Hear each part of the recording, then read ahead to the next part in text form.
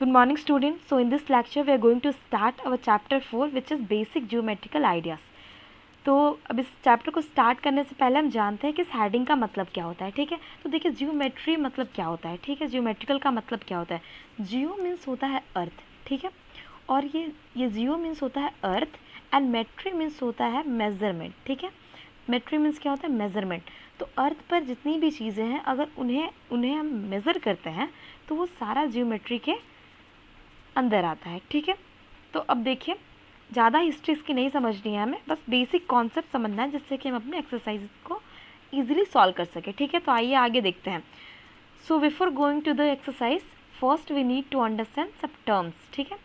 कुछ ये बहुत ही इंपॉर्टेंट टर्म्स हैं जिन्हें जानना बहुत ही इंपॉर्टेंट है एक्सरसाइज को सॉल्व करने के लिए। तो देखिए फर्स्ट है हमारे पास पॉइंट। अब पॉइंट होता क्या है, तो पॉइंट क्या है, an exact location in space. A point has no dimension.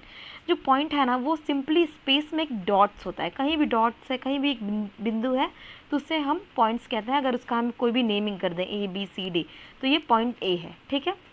तो ये पॉइंट हुआ। अब देखिए सेकंड लाइन क्या होता है, ठीक है। तो लाइन बेसिकली होता क्या है, a collection of point along a straight path that extend endlessly in both direction. अब देखिए हमारे पास कुछ पॉइंट्स हैं, ठीक है। ये देखिए जैसे point C and point B, अगर इन दोनों को हम ज्वाइन कर दें और ये एक एक डायरेक्शन में स्ट्रेट मूव करें, ठीक है। यानी कि अगर ये दो पॉइंट को जोड़ते हैं और ये दोनों डायरेक्शन से आगे बढ़ते रहती हैं स्ट्रेट में, ठीक है, स्ट्रेट पाथ में, यानी सीधी रेखा में अगर ये आगे बढ़ते रहती है तो ये हमारे क्या हो जाएगा, लाइन, ठीक है। ध्यान दीजिएगा लाइन हमेशा ही एक स्ट्रेट पाथ में ही मूव करेगा। अब देखिए तो ये हो जाएगा हमारा लाइन CB। अब देखिए नेक्स्ट क्या है हमारे पास, लाइन सेगमेंट। अब लाइन सेगमेंट क्या होता है, a part of a line having 2 and points, ठीक है। देखिए यहाँ पे लाइन और लाइन सेगमेंट में डिफरेंट ये है, ठीक है। लाइन क्या होती है कि इसका कभी भी एंड नहीं होता है, ठीक है। ये दोनों साइड से जो लाइन होता है वो दोनों साइड से आगे बढ़ती रहती है इनफाइनाइट तक। कहाँ तक जाएगी ये कोई कंफर्म नहीं है, ठीक है। दो भी पॉइंट, ये देखिए 2 पॉइंट दिए गए हैं और ये दोनों एक एक साइड से आगे बढ़ रहे हैं स्ट्रेट पाथ में, ठीक है।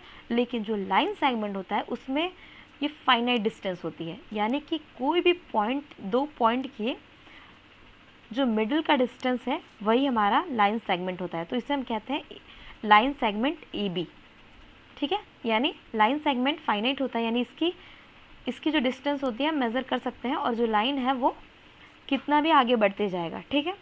अब देखिए रे क्या होता है, ठीक है। रे क्या है, a part of a line having only 1 and point. अब देखिए लाइन किसे कहते हैं, जिसमें 2 पॉइंट्स होती है और वो दोनों डायरेक्शन से आगे बढ़ती है। पर रे क्या होता है, जहाँ पर एक पॉइंट फिक्स होती है और दूसरा पॉइंट आगे बढ़ता है, ठीक है। तो इसे हम कहते हैं रे, ठीक है। तो the end point is always the first letter, ठीक है। तो फर्स्ट वाला एंड पॉइंट है और ये आगे बढ़ते रह रहा है, ठीक है। तो इसे हम क्या बोलेंगे, रे। अब देखिए एंगल्स क्या होता है, ठीक है।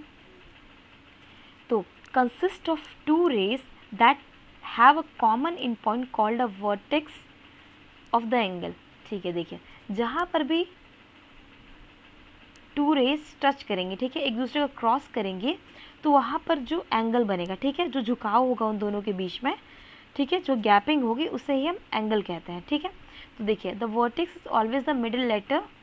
तो अगर हम एंगल को रिप्रेजेंट करते हैं तो हम ऐसे रिप्रेजेंट करेंगे। सपोज अगर हम इस एंगल की बात करें, ठीक है, ये देखिए यहाँ पे ये वर्टेक्स वाले एंगल की बात कर रहे हैं हम ना, तो हम इसे कैसे रिप्रेजेंट करेंगे, एंगल ABC, यानी इसका मतलब ABC मतलब बी वाले पे एंगल बना हुआ है, ठीक है। तो मिडिल लेटर ही हमारा एंगल वहाँ पे बना होता है, ठीक है। एंगल B को हम यहाँ पे लिखेंगे एंगल ABC। तो नेक्स्ट टर्म है हमारा इंटरसेक्टिंग लाइंस, ठीक है।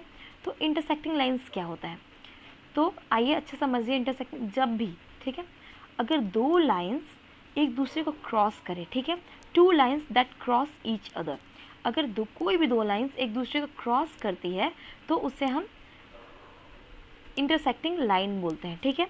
और उस जो पॉइंट पे इंटरसेक्ट करते हैं उसे इंटरसेक्टिंग पॉइंट कहते हैं, ठीक है। जैसे ये पॉइंट B पर इंटरसेक्ट कर रही है तो ये कहलाएगा हमारा इंटरसेक्टिंग पॉइंट्स। अब यहाँ ध्यान दीजिए कि अगर 2 लाइन दिया है, ठीक है ना, सपोज यहाँ पे अगर ये दो लाइन इस टाइप से है, ठीक है, ये लाइन है, अब देखिए ये दोनों तो इंटरसेक्ट नहीं कर रहा है, तो अब ये बताइए कि ये लाइन ए एंड ये लाइन बी, ये दोनों इंटरसेक्टिंग लाइन है या नहीं है। तो ध्यान दीजिए यहाँ पे, ये यहाँ दिख नहीं रहा है कि ये इंटरसेक्ट कर रहा है एक दूसरे को, लेकिन अगर हम इसे फॉरवर्ड ऐसे मूव करें, आगे की ओर बढ़ाएं, तो एक टाइम ऐसा आएगा जब ये दोनों लाइन एक दूसरे को क्रॉस करेंगे, ठीक है, किसी पॉइंट पर ऐसा होगा ही कभी, ठीक है। तो ये दोनों लाइन को हम बोलते हैं, ये दोनों लाइन इंटरसेक्टिंग लाइन है, यानी अगर हमें क्रॉस करके दिख रहा है तभी ये इंटरसेक्टिंग नहीं होगा। अगर दो लाइन ऐसे सिचुएशन में है कि उन्हें आगे बढ़ाने पर वो एक दूसरे को क्रॉस कर सकती है, तो भी वो इंटरसेक्टिंग लाइन्स होंगी, ठीक है। तो ये देखिए नेक्स्ट है हमारा पैरेलल लाइन्स, ठीक है। तो पैरेलल लाइन होता क्या है, तो देखिए two lines in the same plane that do not intersect, it's called parallel lines.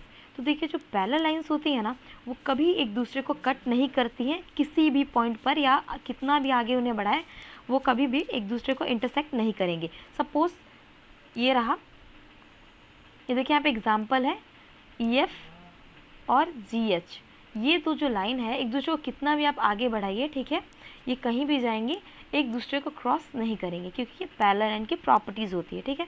तो सपोज़ यहाँ पे दो लाइन है, ठीक है, तो हम कैसे जानेंगे दोनों लाइन पैरेलल है या नहीं। तो इनके जो कहीं से भी अगर इन दोनों का डिस्टेंस हम चेक करेंगे तो ये हमेशा ही पैरेलल होती हैं, ठीक है, हमेशा ही सेम डिस्टेंस पे होती है, एक दूसरे को क्रॉस कभी नहीं करेंगी, ठीक है। इसका एग्जांपल हम ले सकते हैं रेलवे लाइन, ठीक है। रेलवे लाइन आपने देखा है तो उनकी जो पटरियाँ के दोनों साइड में जो होते हैं ना लोहे के बने हुए, वो जो पटरियाँ होती हैं वो दोनों हमेशा ही पैरेलल होती हैं। कहीं पर भी ट्रेन जाता है तो वो पैरेलली ही मूव करती हैं, एक दूसरे को कभी क्रॉस नहीं करती हैं, ठीक है। तो ये रहा हमारा पैरेलल लाइंस, ठीक है। तो आई होप कि आप लोग को ये सारे टर्म समझ में आ गए होंगे, तो इन डेफिनेशन को नोट कर लीजिए। नेक्स्ट लेक्चर में हम अपने एक्सरसाइज के क्वेश्चन को सॉल्व करेंगे, ठीक है, इन्हीं कॉन्सेप्ट पे। तो यही आपका होमवर्क है कि आप इन सारे डेफिनेशंस को नोट करके इन्हें लर्न करिए। तो आज के लिए इतना ही, थैंक यू सो मच, मिलते हैं नेक्स्ट लेक्चर में।